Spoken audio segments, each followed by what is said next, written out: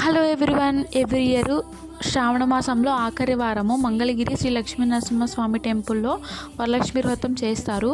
నేను నైట్ పూజ కావాల్సినవన్నీ సర్ది పెట్టుకున్నా. మార్నింగ్ 7:30కి టెంపుల్కి వచ్చే టైంకి అందరూ నాప్కిన్స్ పేపర్స్ వేసుకొని ప్లేసెస్ అయితే బుక్ చేసుకున్నారు.